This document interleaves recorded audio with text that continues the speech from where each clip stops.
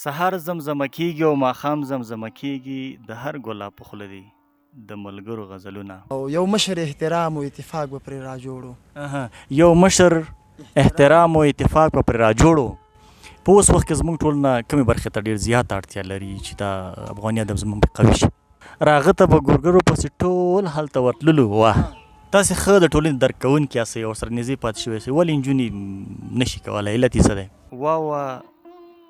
څومره ښه دي د ملګرو غزلونه، واه څومره ښه دي د ملګرو غزلونه، پراته زما په زړه دي د ملګرو غزلونه.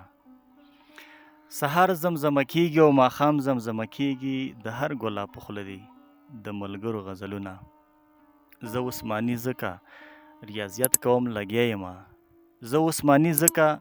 ریاضیت کوم لګیا یم، خوښیږي مې درانه دي د ملګرو غزلونه. سلامونه تاسې ته هرکلی خوشحاله یو چې له تاسې سره یم او دا ځل را سره داسې یو څوک په خپرونه کې دی چې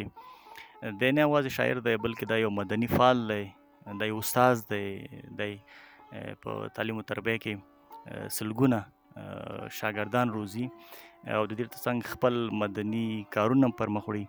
نو د سره زړه خواله کوو خوشحاله یو چې تاسې هم را سره تر پایه دا بدرګه کوي د خوږو خبرو خوند واخلئ. استاد ذاکر الله کوټوال پیل کړ ته ښه راغلاست، وایم ستړی مه شئ چې زموږ بل نه دې ومنله. بسم الله الرحمن الرحیم. لومړی تاسو ته او ستاسو د چینل ټولو لیدونکو ته اوریدونکو ته سلامونه او نیکې هیلې وړاندې کوم. ډېر زیاته مننه له تاسو څخه چې موږ ته مو دعوت راکړلو او په دغه خپرونه کې مو برخه راکړله. استاد کلم چې له یو شاعره پوښت هغه به له ټولنې سره ډېره زیاته مینه لري، علت یې څه وي؟ او بل تاسې یو استاد هم یاست، شاید یو علت یې همدا وي چې تاسې له خپلو هیوادوالو سره، له خپلو زده کوونکو سره، د خپلو ګلالیو ماشومانو سره نږدې پاتې کېږئ. همدا علت به وي که نه داسې نور څه هم شته چې تاسې مینوال شوي یاست؟ هر هغه څوک چې د خپل هیواد سره مینه لري، عموما کله چې سړی تعلیم وکړي، علمیت ولري، نو په مجموع کې دغه علمیت چې دی دا پوهه ده، نو دا کولی شي چې له خپل هیواد سره مینه ولري، د هیواد په ناخوالو باندې ودردېږي، د هیواد هغه ملي ارزښتونه چې دي هغې ته دا متوجه اوسي او هغې ته اهمیت ډېر زیات ورکوي. خبرې به لنډې کوو خو ډېر داسې څه به وایو چې مینوال ته یې څه زده کړي. شعر ته او د شعر لیکلو ته داسې څه و چې ته اغېز لاندې راغلی تا ولیکل؟ داسې څه شته؟ بالکل. لومړی سر کې خو چې کله یو څوک ځوان وي، تاسو ته بهتره معلومه ده چې دوی د مینې په اساس باندې شعر او شاعري لیکي، خو د وخت په تېرېدو باندې د عمر په کتو باندې بیا د شعر اړخونه بدلیږي او مطلب شاعري کوي په هماغه خپل دغه باندې. نو زموږ هم یو څه و چې لومړی سر کې موږ عشقي شاعري کوله، یعنې مینې ته هم ډېره توجه وه، خو اوس وخت کې چې ووایو زموږ د شعر اړخونه لږ بدل شوي دي او په مختلفو برخو کې شاعري کوو. همدا پوښتنه زه تا نه کوم، دلته پاتې کېږم. کلونه تېرېږي، پښتو ادب ته نوي شاعران راځي، نوي شعرونه ورته لیکي، که هغه په نثر کې وي، هغه که په نظم کې وي، لیکوالان هم راځي، رژیمونه هم بدلېږي. تاسې داسې تجربې لرئ چې شعر ته مو تغییر ورکړی؟ بالکل. کله چې شعر او شاعري خو داسې ده چې څومره پکې ډېر پاتې شي، څومره چې پکې ډېر وخت تېر کړي، بل دا دی د عمر په زیاتېدو سره، د فکر په تغیرېدو سره، د حالاتو ته په کتو سره حتمي په دې کې بدلون راځي. که زه ووایم چې اوس وخت کې یعنې موږ عشقي شاعري ډېره کمه کوو، نو د حالاتو تاثیر حتمي دومره ډېر دی چې شعر ته یو څه تغییر ورکوي او په مختلفو برخو کې سړی شاعري کوي. د عشق خبره دې وکړله. عشق خو د مینې سره، د انسان سره، د ټولنې سره او بیا د شاعر سره نو بیخي داسې تړلې خبره ده. داسې څه چې یو شاعر مجبورېږي چې عشق ورسره وکړي، مینه ورسره وکړي، که وبښئ ډېر دغه به مې نه وي کړی، خو داسې څه شته شاعر باید دا کار وکړي. نو که په دغه اړه مینواله ته داسې ده چې لومړی خو به دا ووایو چې شعر یو الهام دی. الهام له هغې څخه وروسته کله چې یو څوک ځوانۍ ته ور داخل شي، نو په دغه وخت کې د مینې تاثیرات زیات اوسي، نسبتا هیوادنۍ مینې ته، نسبتا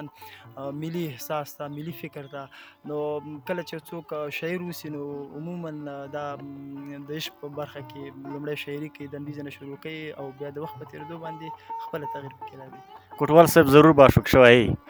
او که عاشق شوی داسې څه و او په چا باندې عاشق شوی؟ دا چې ځینې پوښتنې یو څه محرومیت لري یعنې دغه دی خو حتمي ځکه انسان مونږ که دا ووایو په اسلام کې هم چې دی انسان د مینې دپاره پیدا شوی دی چې باید دوی تل دا مینه ولري مینه هم چې دا بیا څو برخې لري یعنې د خدای پاک سره د ټولنې سره همدارنګه د انسانانو سره یعنې ان دغې ته هم مینه ویل کېږي چې ته یو ښه ګل وګورې او هغه ستا خوښ شي دا هم مینه ده نو مونږ هم البته په دغې برخو کې یو برخې یو چا سره مینه لرله لومړی سر کې او بیا د وخت په تېرېدو باندې یعنې د شعر الهام او په دغې برخه کې مونږ د خپل شاعري د خپل زړه ذوق یو څه تغییر خوړلی دی کوټوال صاحب تاسې شاعر هم یاست مخکې هم دا پوښتنه وکړله خو بیا دلته غوښتل مې چې نور هم مینوالو ته معلومات ورکړي هغوی صحیح پوه شي استاد هم یاست شعر هم ټولنه ورته ضرورت لري که لیکوالو موږ پوښتنه کوو له شاعرانو پوښتنه کوو دا وایي چې ټولنه باید شعر ته ضرورت ولري شاعر ته ضرورت لري همدارنګه یو بل باندې جوړ دي بل تاسې استاد هم یاست یعنې افغاني ټولنه کې کومه برخې ته باید سړی ته په کومه ډېر باوري چې شعر ورته ډېر ولیکي او کله استاذۍ کې ډېر زحمت وباسي چې خپل تنکي ګلالي ماشومان د علم زده کړه باندې سینګار کړي دا خو معلومه خبر ده چې دواړو برخو ته مکمل ضرورت دی یعنې هم د شعر له اړخه او همدارنګه د استاذۍ له اړخه خو دغه استاذي چې دا بې محدودیت لري مثال په ډول باندې موږ کولی شو چې یو سل نفرو ته صرف هغه د استاذۍ په برخه کې خپل هنریت هغه زده کړه او تدریس وکړو خو شعر بیا داسې دی چې دا موږ کولی شو چې د سوشل میډیا د لارې د کتابونو د لارې د مختلفو نورو شیانو د لارې دا موږ څنګه دی ټولنې ته ورسوو بیا په زرهاو میلیونهاو خلک دا وګوري او د دې څخه پیغام واخلي خو دلته دا مهمه ده چې شعر لیکل چې دا به د ښه پیغام ولري تر څو ټول مینوال ټول اورېدونکي د هغې څخه یو تاثیر واخلي او هغه څه چې ضرورت وسي هغه څنګه دی هغه د ټولنې ضرورت وسي هغه باید پوره کړي ذاکر کوټوال لیکوال هم دی لیکنې هم کوي په کومه برخه کې به یې کوي دا به هم راته ووایي او بالکل مونږ خو نثر هم ډېر لیکلی دی یعنې لنډې کیسې ما ډېرې زیاتې لیکلي دي همدارنګه ناول مې هم لیکلی دی یعنې په ټولو برخو کې مې پوره کار کړی دی نثر مې هم ډېرې زیاتې لنډې کیسې مې لیکلي دي چې ډېر زیات مینوال هم لري په اوس وخت کې زموږ ټولنه کومې برخې ته ډېر زیاته اړتیا لري چې دا افغاني ادب زموږ قوي شي یعنې عموما خو داسې دی چې اوس خو سوشل میډیا کې دا ویډیوي پروګرامونه ډېر زیات کېږي نو په همدې خاطر باندې لږ نثر ته توجه کمه شوې ده ځینې هغه خلک چې فکري خلک دي هغوی یعنې مطالعه ډېره خوښوي نو هغوی چې دی یو څه نثر خوښوي خو نسبتا بیا شاعري چې د هغه بیا ټوله دنیا خوښوي امکان دی ولري که زه درته خبره دا وکړم عموما نجونې چې دي دوی نو نثر بیخي نه ګوري یوازې شعر ګوري او ځوانان او بیا ځینې مشران چې د هغوی بیا نثر ډېر ګوري خو نسبتا د نثر ته نسبتا بیا شعر ته خلکو توجه ډېره کوي نو که په شعر کې ښه پیغامونه ښه خواږه ځای په ځای شي په هنریت باندې هنریت په دې معنا باندې که چېرته د یو چا شاعري لږه کمزوري نو هغه د مختلفو استادانو سره ناستې وکړي د استادانو نه د اخذ وکړي یا د خلکو کتابونه د مطالعه کړي نو بیا دوی کولی شي چې یو خو دا چې ښه مشهورتیا پیدا کوي او تر څنګ هغه پیغام هغه درد چې دی لري له ټولنې سره له خلکو سره نو دا کولی شي پراخ ډول باندې نشر کړي تاسې ښه د ټولنې درک کوونکي یاستئ او ورسره نږدې پاتې شوی یاستئ ولې نجونې نشي کولی علت یې څه دی داسې دی چې پخواني کومې استادانې چې دي هغه چا چې پخواني تعلیم کړی دی هغوی د نثر سره پاتې شوي دي داسې نه ده چې نثر بیخي نه خوښوي خو دغه اوسنی نجونې چې دي دغه اوسني دغه چې دي خلک چې دي دوی نو بیا د ټکنالوژي تاثیرات زیات دي مختلف قسمه ټکنالوژیانې راوتي دي هلته عملي هر څه ګوري نو په همدې خاطر باندې نثر ته څنګه د توجه یې لږه کمه ده له تا مننه کوټوال صاحب خو لیدونکو سره د خپل یو څو شعرونه شریکه خوشحاله وشو مهرباني له تاسې هم مننه راځم یو غزل دی تیر وخت مې لیکلی دی چې شرنګارو ګودرونه و خسور بلا وختو شرنګارو ګودرونه و خسور بلا وختو شرنګارو ګودرونه و خسور بلا وختو ځوانانو ګډ زړونه و ټکور بلا وختو او یو مشر احترام و اتفاق به پرې را جوړو یو مشر